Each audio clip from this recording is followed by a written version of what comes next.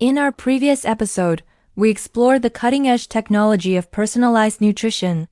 We discussed how we can optimize our internal chemistry using DNA and AI, but even a perfectly fueled engine will fail if it is forced to run on a track that destroys it. Today, we step out of the laboratory and into the living room. We are going to discuss a massive global experiment that we all participated in. An experiment that changed the way we work, live, and think. I am talking about the rise of remote work. For many, the shift to work from home was celebrated as a victory for freedom. No commute, flexible hours, more time with family. From a logical standpoint, it seemed efficient. But biology is not always logical. As we settle into this new era of digital nomadism and home offices, neuroscientists and economists are beginning to see the cracks in the foundation. We must ask a difficult question: is remote work actually good for our brains? Or are we slowly damaging our cognitive machinery in the name of convenience? Let's analyze the biology of the office. For decades, we complained about the commute, the traffic, the train, the noise. But neuroscience tells us that the commute served a critical function. It was a context switch. When you left your house and traveled to an office, your brain physically and spatially separated home mode from work mode. This separation allowed for distinct mental states. Home was for safety and rest. The office was for hunting and gathering resources. In the remote work era, this boundary has dissolved. We sleep, eat, dress, and work in the same square footage. The result is a state of chronic low-grade alertness. Your brain never fully disengages from work because the environment never changes.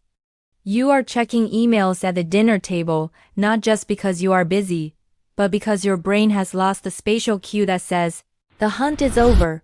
This leads to the second major issue: digital intensity. In a physical office, communication is fluid.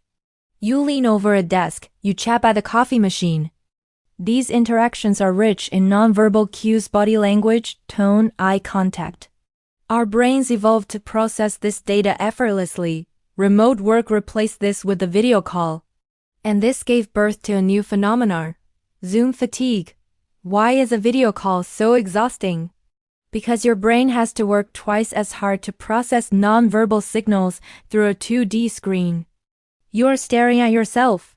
You are dealing with slight audio delays. You are hyper-focused on faces. This creates a massive cognitive load. After 6 hours of video calls, you are not just tired, you are depleted. Your decision-making ability plummets. Your creativity dries up. From a market perspective, this is a productivity crisis disguised as a productivity boom. Yes, we are logging more hours, but are those hours effective? Innovation rarely happens in a scheduled 30-minute Zoom block. It happens in the gaps. It happens in spontaneous collisions of ideas. Isolation kills serendipity. Furthermore, we are seeing a spike in loneliness and anxiety. We are social primates. We regulate our nervous systems through co-regulation, physically being near other calm humans. Without this, our cortisol levels remain elevated. So where is the market going? We are seeing a correction. The hybrid model is emerging not just as a compromise for real estate, but as a biological necessity. Companies are redesigning offices not as factories for typing, but as hubs for socialization and collaboration. They are acknowledging that deep work can happen at home, but human connection must happen in person. But there is an even more insidious threat lurking in our remote work setups. It is the device you are holding right now. The blurring of work and life has tethered us to our screens 24/7.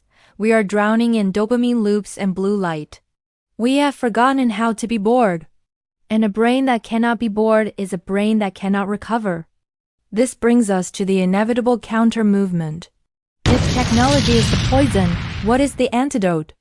How do we reclaim our attention in an economy designed to steal it? In our next episode, we will discuss the rising trend of digital detox. We will analyze how the world's top performers are strategically unplugging to save their brains, and why disconnecting might be the ultimate productivity hack of 2026. The office has changed.